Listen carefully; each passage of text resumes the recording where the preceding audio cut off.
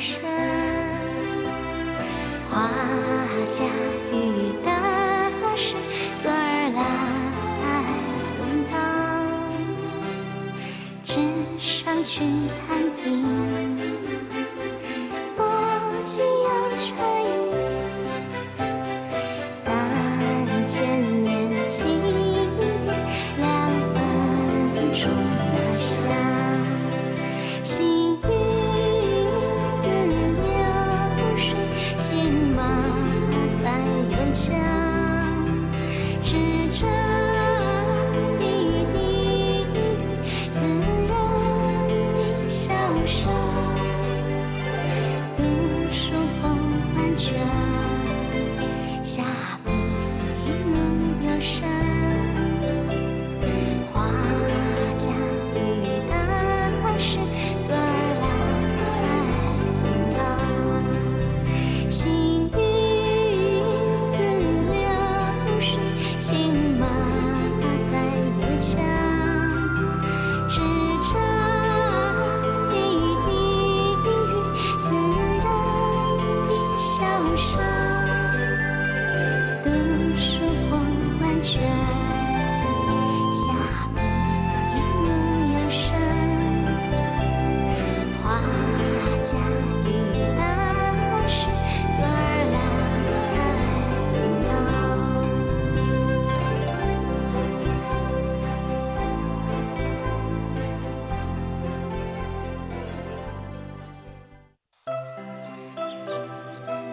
喺孔子之後，儒家最偉大嘅人物就係孟子同荀子。宣揚孔子嘅學問，應該以荀子嘅功勞最大。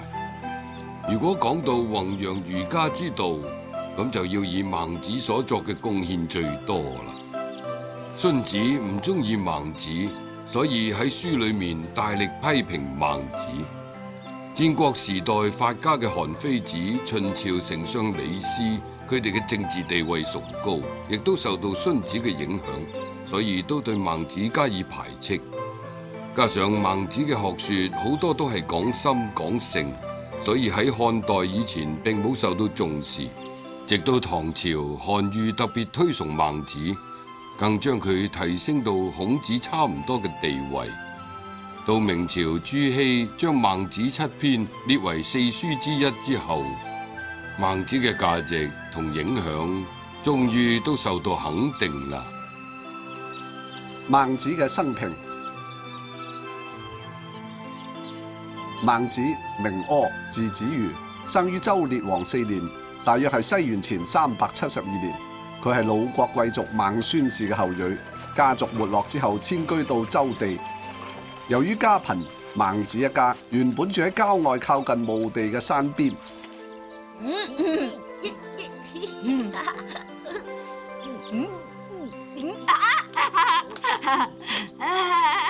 啲嘢好好玩啊！睇嚟，如果再唔搬屋嘅話，你將來淨係識得做殯儀館噶啦。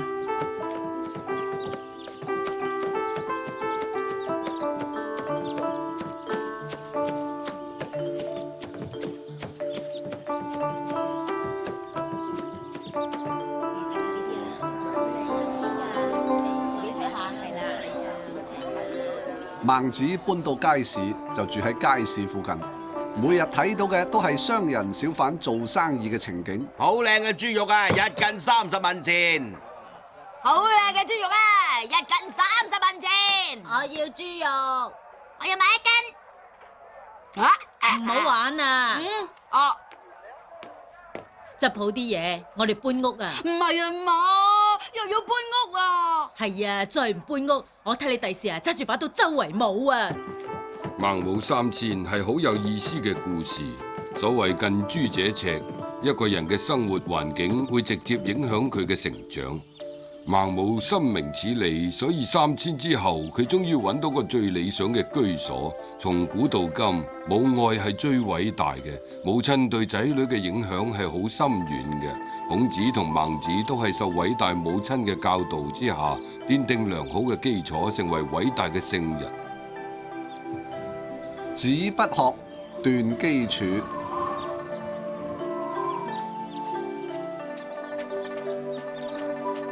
呢一次孟母好慎重咁選擇，終於喺一間學校附近住咗落嚟。子曰：學而時習之，不亦說乎？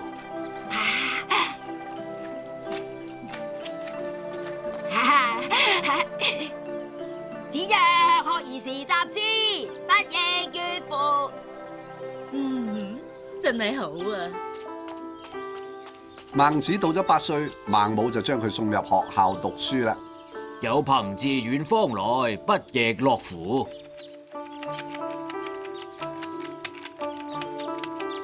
過咗一段日子，孟子學習嘅熱情就已經冷卻咗。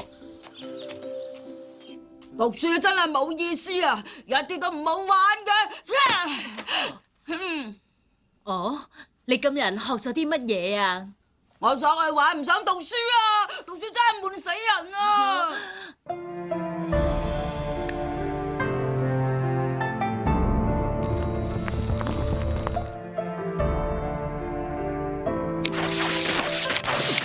你做乜嘢啊，娘親？既然你冇心機讀書，中途而廢，就好似我將啲紗線剪斷一樣，結果就會變成廢物。娘親啊，我以後一定會認真咁讀書噶，唔會再令你失望噶啦。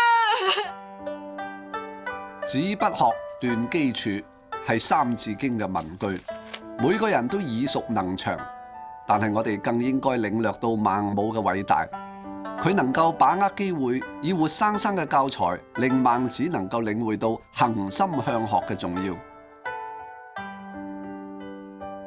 從此之後，孟子發奮向學，唔再偷懶。孟子長大之後，去咗魯國遊學。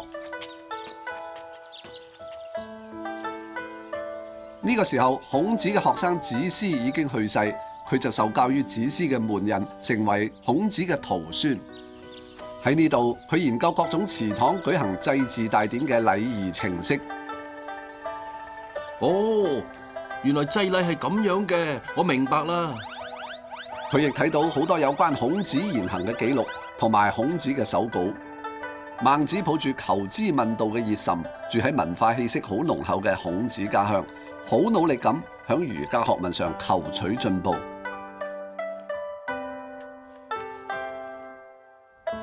雖然我冇辦法直接做孔子門下嘅學生，但係由佢嘅傳人身上，我都係間接以孔子為師啊。不學則殆。《史記·孟子·孫兄列傳》記載，孟子受業於子思嘅門人，可能係後人出於種種嘅誤會，所以只會話孟子係子思嘅學生。但係經過後人嘅考證，發現兩個人嘅歲數差距太大，孟子冇可能係子思嘅學生。孟子亦曾經提到佢嘅老師吳思屬諸人也，乃所願則學孔子也，都冇講明佢係跟邊個學道。孟子嘅乃所願則學孔子也，係經過長期嘅尋求，佢訪問孔子嘅故鄉，親自去到孔子講學嘅地方，學孔子嘅禮法，體會孔子嘅生平，誦讀有關孔子嘅典籍。孟子由於對孔子敬仰讚美，到最後更效法孔子嘅言行。有人類以嚟，從來都冇一個好似孔子咁偉大嘅人啊！孟子到咗呢一刻，先至明白佢應該要走嘅路，明白佢應該要效法嘅人。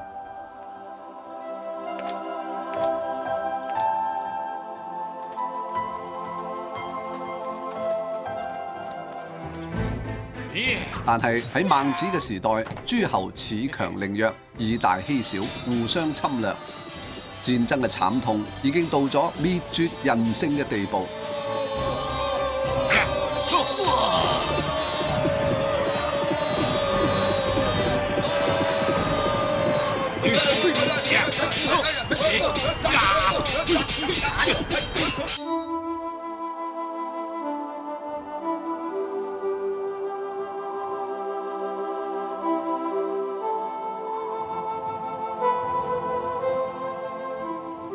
呢啲野心家為咗個人嘅利益，到處發動戰爭，令到戰死嘅人屍橫遍野，真係太無道啦！孟子生於春秋之後嘅戰國時代，當時係一個動亂嘅時代，各國諸侯擁兵據地，自稱為王，互相侵略，到處戰爭。孟子就效法孔子行道救世，去各國宣揚佢嘅儒家學說。於是孟子率領佢嘅門人周遊列國，向諸侯遊說實現王道仁政嘅理想。但係當時嘅諸侯每個都係只顧眼前嘅利益，唔肯採納佢嘅主張。最後佢同孔子一樣，始終都唔可以實踐佢嘅學說。佢喺老年嘅時候都好似孔子咁，從事教育講學嘅工作，著書立說，研究經典，向學生傳頌孔子嘅學說，並寫咗《孟子》7篇，記載咗當時嘅活動同學術問答，以及佢同其他學派嘅爭論。列國嘅君主都崇尚武力，重霸義。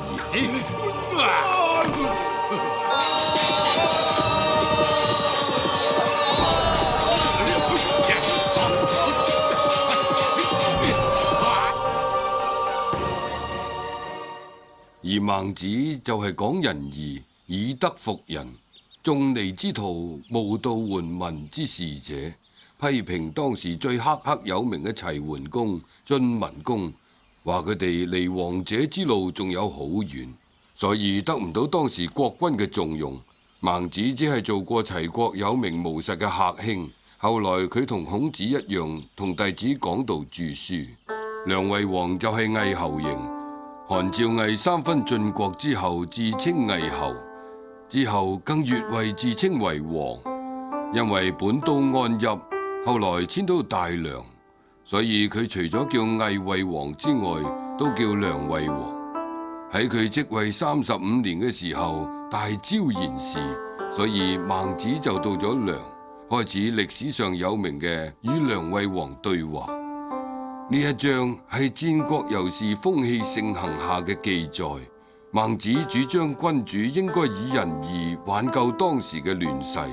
呢個想法當然得唔到梁齊君主嘅歡心啦，更為當時以征戰為本嘅時代風氣所不容。但係歷史亦證明咗孟子嘅道理係啱，任何政權一定要以民為主，暴虐百姓，好戰而不顧人民幸福，咁嘅政權絕對唔會有好下場。孟子見梁惠王嘅時候，當時秦國起用商鞅變法，國富民強，魏國感受到好大嘅威脅，於是大招賢士。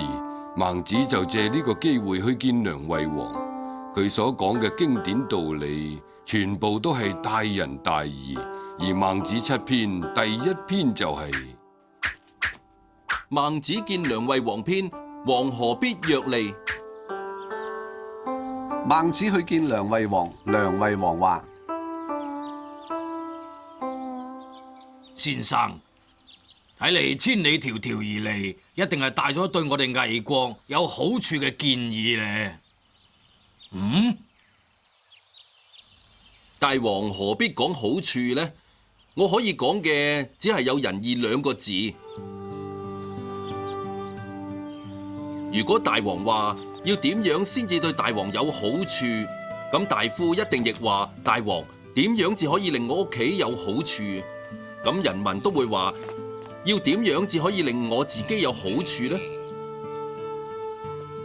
如果國家上下嘅人民都只係識爭取利益，咁樣國家就危險啦。所以天子國廣闊萬里，是天子嘅人一定係嗰啲為私利謀反嘅諸侯國。諸侯國有千里，殺諸侯嘅人一定就係嗰啲為私利而犯上嘅大夫國。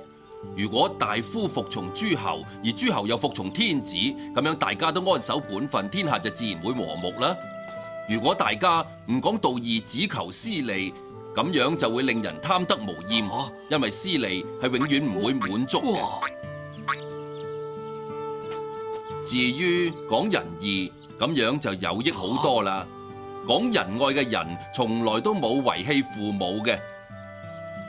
從來道義嘅臣子都唔會謀逆君主。大王，你只要講仁義就可以啦。哦，講到利益，人人都只會喺自己嘅立場考慮，只有仁義至可以涵蓋所有人嘅共同利益。大王何必講利益呢？老師啊，我仲係唔係好明白啊？咁我就再解釋一次啦。戰國嘅時候，各國王侯都急住要擴張自己嘅勢力。梁惠王受到秦國嘅威脅，所以見孟子嘅時候就好心急咁問佢點樣至可以有利於魏國。其實只要對百姓好，咁樣就會齊心，國力就自然強大。國家強大就唔怕敵人入侵啦。不過仁義利益並唔係兩極，但係如果君王以利益先行，仁義隨後，咁樣好容易令國家進入事事以金錢掛帥嘅危險地步，因為利益會造成衝突，無法互相協調，甚至有相爭相亂嘅情況。依孟子嘅主張，要以仁義行先，至可以避免呢種危機，唔可以利益行先，仁義為後。 50步笑百步。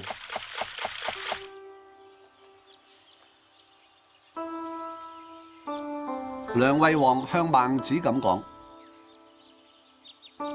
我對於國家都可算係竭盡心力啦。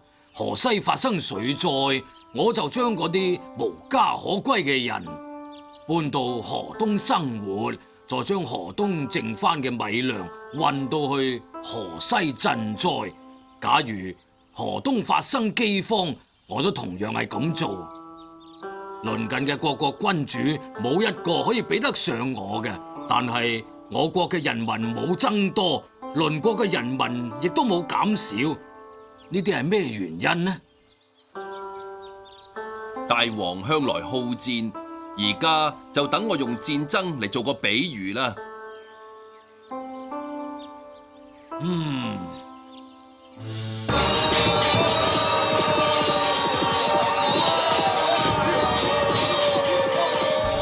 戰鼓震天，兩方軍隊嘅刀劍已經交鋒。咪走啊！咪走啊！咪走啊！走啊！戰敗嗰邊嘅士兵丟低盔甲，拖住兵器就走。有啲走咗100步之後先至停，有啲走咗50步之後就停。乜你仲細膽過我啊？我只係走咗50步，你就走咗100步。啊！走50步嘅士兵取笑嗰啲逃走100步嘅士兵細膽，你話咁樣啱唔啱呢？啊？哦，咁梗係唔啱啦！佢雖然只係逃走咗50步，不過一樣係逃走啊！大王既然知道呢個道理，就唔需要理會人民嘅數目比鄰國多定少，彼此嘅政績都係差唔多啫。哦，老師啊，咁係咩意思啊？咁就等我解釋俾你聽啦。喺戰場上面打仗對敵嘅時候，放低咗武器逃走，呢啲係軍人嘅恥辱。逃走咗50步同逃走咗100步根本就冇分別，都一樣係罪過。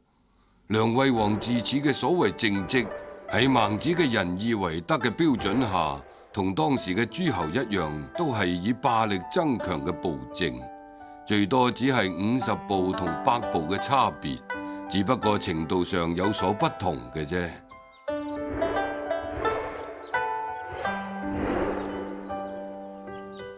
敦賜睇到自己嘅豬狗食咗人食嘅食物，都唔加以阻止。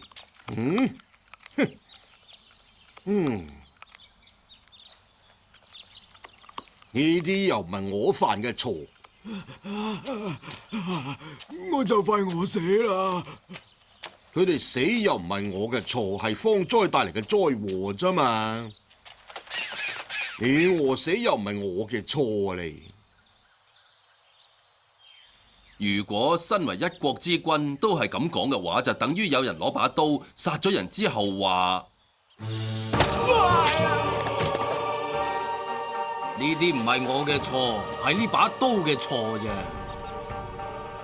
老師啊，咁係咩意思啊？頓詞係逃避責任嘅意思，亦即係所謂藉口。國君唔能夠治理好國家，就下罪於佢嘅臣子，自己做事失敗又歸咎於命運，呢啲都係逃避責任嘅藉口。喺孟子眼中，全部都係欠缺一種勇於面對嘅責任感。不為同不能。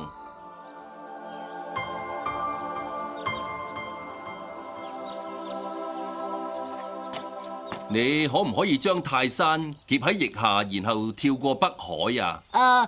梗係唔得啦！你可唔可以同我咬斷支樹枝啊？呢件事我做唔到啊！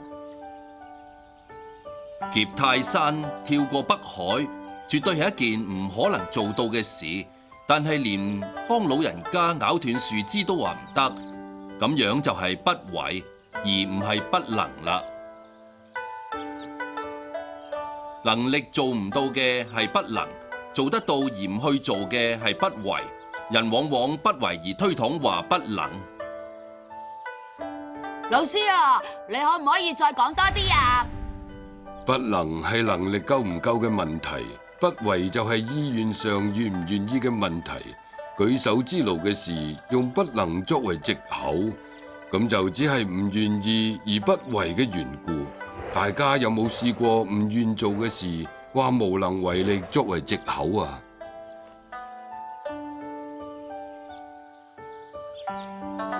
父母官，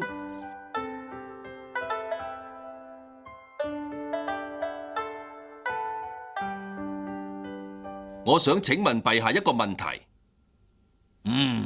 我好樂意聽你嘅指教。用木棍打死人同用刀殺死人有咩分別呢？都係殺人，冇咩分別啫。